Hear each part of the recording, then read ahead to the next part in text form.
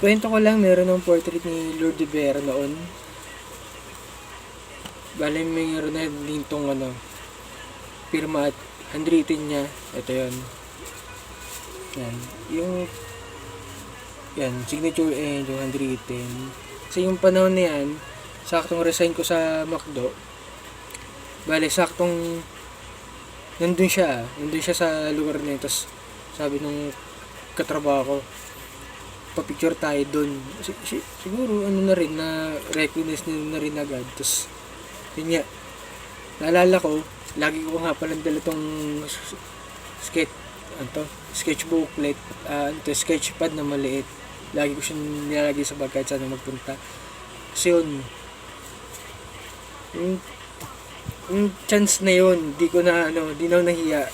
Ginawa ko, lapit, binuklat ko, nakita ko, excuse me, pwede po ba ako magpa-sign? Sakto na ko po siya nun eh.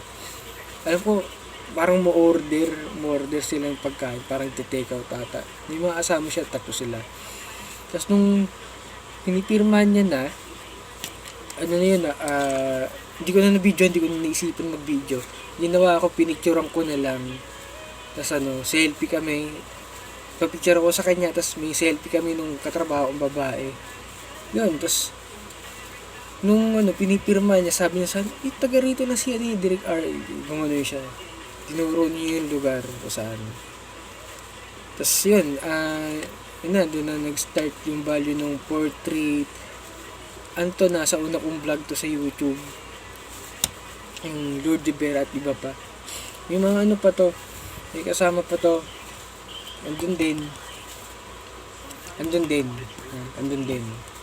Si Lisa Soberano, Andrea Brillantes, yung younger Andrea Brillantes. Di ko alam kung anong edad si Andrea doon sa nakuha akong photo na pinag-kopyahan ko eh.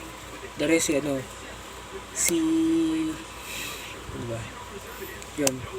RAC, yun, si Ramon Bautista, si Jose Bayton, yun nga, Lisa Soberano. Ayun, na-drawing ko rin si si Joey De Leon. Meron pa eh. Nakalimutan ko yun, alala ko na. Leonardo DiCaprio. Yun pala, Sintong Lopez na to. Sanya Lopez yun. Bale, ando sa YouTube yun, napin nyo lang Lord de Vera at iba pa. Nandun lahat. Na ko na siya doon, na i-content ko na noon. Ito lang, balikan natin si Lord de Vera yung portrait niya. Last week, naisipan ko na, ba't di ako magbenta? Kasi naalala ko yung taon na ito. Tapos pinost ko siya eh. Sabi ko pa nga, if I sell this, magkano kaya? Tapos nung may nag-reply, may nag-comment, how long ago? Tapos sinagot ko sa comment, 2018 yung taon. So binilang ko 18, 19, parang 19, 20, 20. So 5 years na nga. Tapos nung chinat ko siya kasi syempre baka busy kasi sa comment nag-approach. Tapos ngayon nung kausap ko na siya sa chat, tinanong ko yung price, sabi ko sa ate, patulong kung magkano mag-presyo nito. So, binanggit na sa akin yung presyo, tas yung lugar ko, kung nasaan ako, yun. Yung binigay sa akin yung price na ganito, sige, napag-desisyon ako na ibenta ng ganong price, mga 10k or 8k. Hanggang doon na yun. Wala nang, di nabababa na 7 yun, hanggang 8 or 10, depende na sa bibili. Kasi pinag-isipan ko to parang 4 days. Before 4 days ko siya bago may post. Yung what if I sell this, ganun. So yun. Naginom na reacts. Tapos nag-post na rin ako sa group na painting sculpture. Yung benta ng siya page na pwede ka magbenta ng group na pwede ka mag-post as benta mo yung yung painting mo, acrylic or oil paint, ganyan, sculpture. Yun. Kasi naisip ko, kung bibenta ko to, gaano kalait, tsaka magkano dapat yung presyo.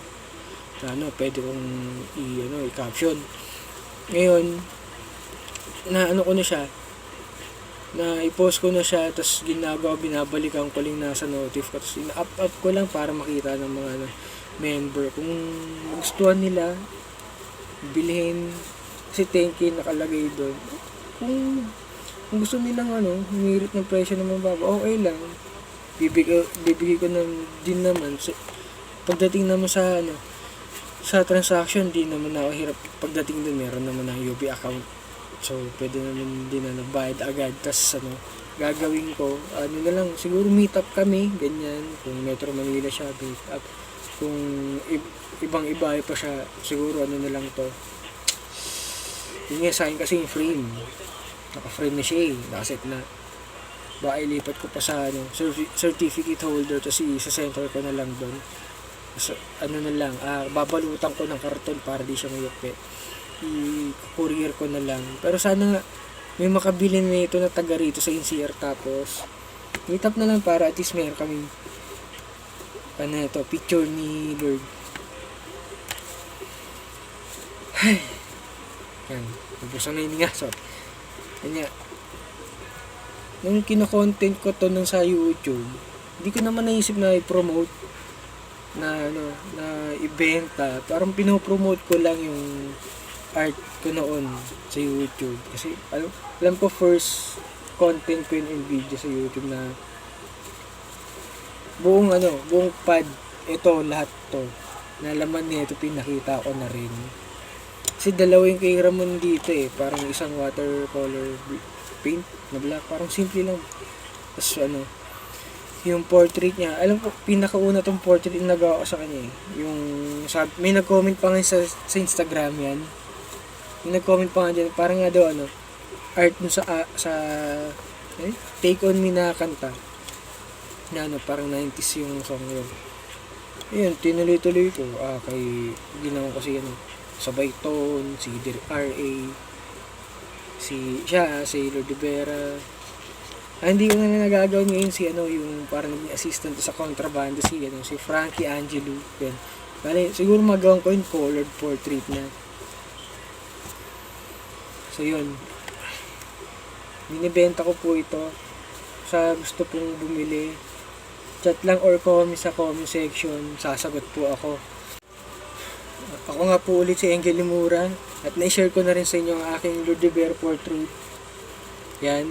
Sa halagang 8 to 10k at naikwento ko na rin sa inyo kung bakit ako nagkaroon ng pirma nito.